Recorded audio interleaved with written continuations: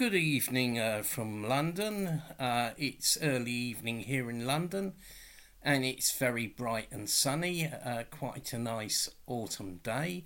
And hello from me, Dr. Dermot Hudson, the chairman of the British Group for the Study of the Juche Idea, chairman of the Korean Friendship Association of the UK, and official delegate of the KFA for the UK, and also president of the Association for the Study of Songun politics. Today I'm going to return to a theme that we've dealt with before, both with different YouTube broadcasts and in different statements and articles, and that is the whole question of the DPRK's independence. And this might seem like a very obvious point, that the DPRK is the most independent country in the world. It's not a member of the IMF or APEC or the World Trade Organization or World Bank or anything like that. It's the most independent country in the world, and it is a Juche-orientated independent state that, was the creation of the Korean people led by the great leader, President Kim Il-sung. At a recent online meeting, one comrade raised the issue of the slander that the DPRK was set up by the Soviet Union, etc. And some people on the left even believe this and are regrettably ignorant of the armed struggle of the Korean people, the anti-Japanese guerrillas led by the great leader President Kim Il-sung.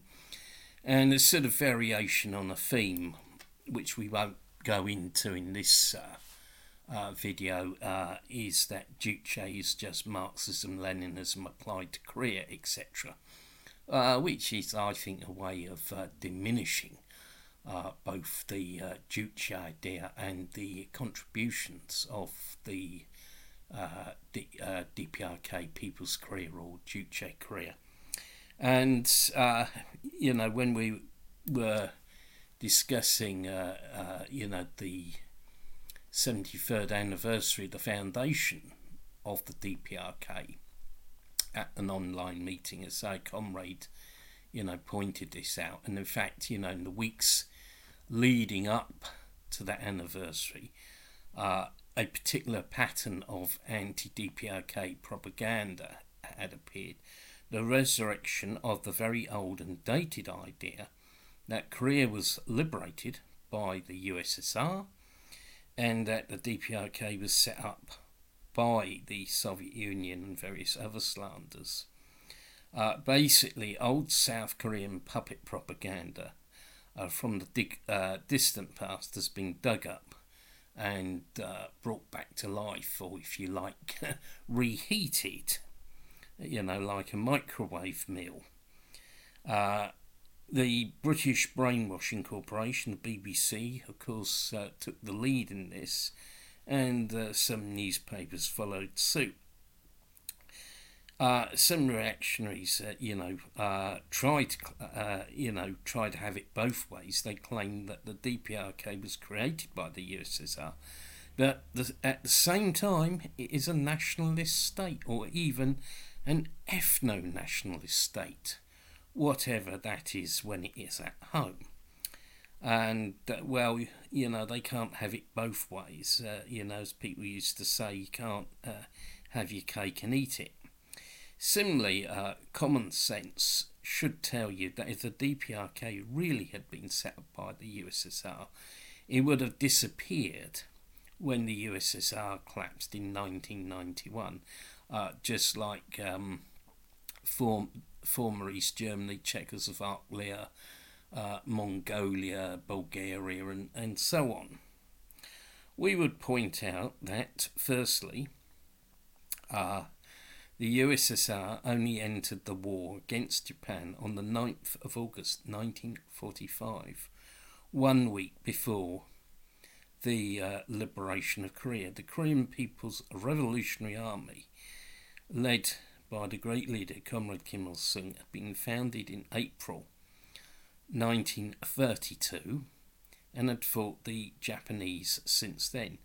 Before that, the Korean Revolutionary Army was formed in July 1930 and the Down with Imperialism Union in 1926. So you can see, that the history of the Korean people's struggle for independence against Japan actually goes back, well over a decade, virtually 2 decades. President Kim Il-sung said later in life, and I quote, "When I started the revolutionary struggle, some of my comrades advised me to go to Moscow and study at the university run by the Communist International. They asked this because they wanted me to give good leadership to the revolutionary movement after a greater deal of study. But I declined. I did not go to Moscow, thinking that it would be better to learn while struggling among the people rather than studying at Moscow. Our people, not people at Moscow or Shanghai, were my teachers." End of quotation. And all the time, throughout the anti-Japanese armed struggle, President Kim Il-sung stressed independence and self-reliance. For example, when the Soviet Union had signed a neutrality pact with Japan in 1941, some capitulationists and defeatists appeared among the anti-Japanese guerrillas. But President Kim Il-sung refuted their arguments, saying, and I quote again, "The idea that we can emerge victorious in the revolution only with assistance from a large country is a sycophantic aberration. Sycophancy seriously obstructed the revolutionary advance in the past and gave our nation an irretrievably bitter lesson. Sycophants turn to others for help without faith in their own strength, waver in difficult and complex situations, feel gloomy about the prospects of the revolution, and sink in to defeatism and treachery." End of quotation. Secondly, during the liberation of Korea, the bulk of fighting was done by the Korean People's Revolutionary Army, and there were also armed uprisings of the Korean people in a number of places in Korea. The Korean People's Revolutionary Army had switched over to small unit activities during the early 1940s and had been active in many parts of the Korean homeland. There is also the very outdated slander that President Kim Il-sung held a military rank in an armed force of another country. This is simply not true. Moreover, the Korean People's Revolutionary Army cooperated with other armed forces as part of the International Allied Forces, but it did so as an independent entity and maintained its own identities. These slanders, of course, came from South Korea and were recycled in some Western history textbooks. These lies spread by South Korea were actually to cover up the fact that South Korea is a puppet regime created at bayonet point by the United States, and that all South Korean rulers, from Syngman Rhee onwards, have been puppets of the US. After liberation, Comrade Kim Il-sung did not copy the USSR. They didn't create Soviets in Korea, but instead people's committees which carried out the anti-imperialist, anti-feudal democratic revolution. The line of building an independent national economy was put forward as early as 1947. This was a unique and original line, an independent line. When the Democratic People's Republic of Korea was founded in 1948, it was not based on a foreign model, but on the experience of the People's Revolutionary governments that had been set up in the guerrilla zones in the early 1930s. The DPRK did not join the Council for Mutual Economic Assistance or the Warsaw Treaty Organization. When Khrushchev, the father of modern revisionism, offered to supply the DPRK with electricity, President Kim Ilsung declined it, and later he explained as follows. He'd said the following to Khrushchev: "We will not use electricity generated by the power station. If we become dependent on electricity from you, then you fail to supply it. We would suffer greatly.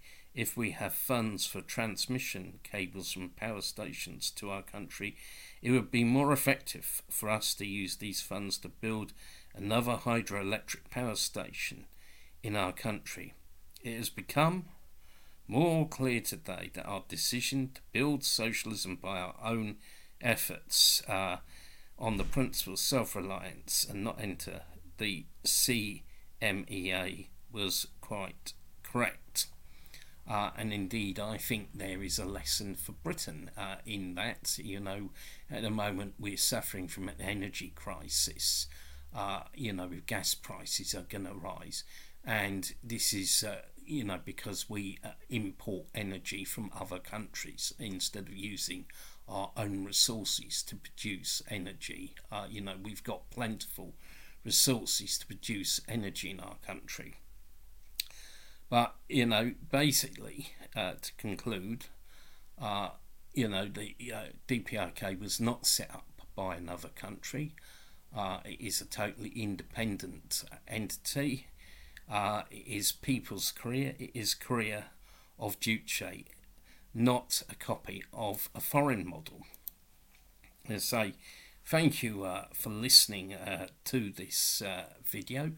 If you're not already a subscriber to the channel, please subscribe, and to our affiliated channel, Korean Friendship Association UK. Also, I'm travelling down to the west of England tomorrow, and we're going to have our first ever KFA UK meeting in the west of England in Taunton on Sunday 26 at 11 a.m. in the morning. And I'm going to speak about my experiences in visiting the DPRK, and we're also going to have a presentation on the Juche Idea in social life. So it should be a very exciting meeting. So if you live in the western part of England, please come and listen to us at the meeting. We're also going to have a meeting in London in October as well. We'll be continuing with the online events, and also hopefully holding a meeting in December. So please check out Facebook and Twitter, and give us the support that we deserve and need, as I say. And you can also support us by checking out our publications. I'll put a link in the description of this video. Again, thank you for listening. Thank you for subscribing to the channel.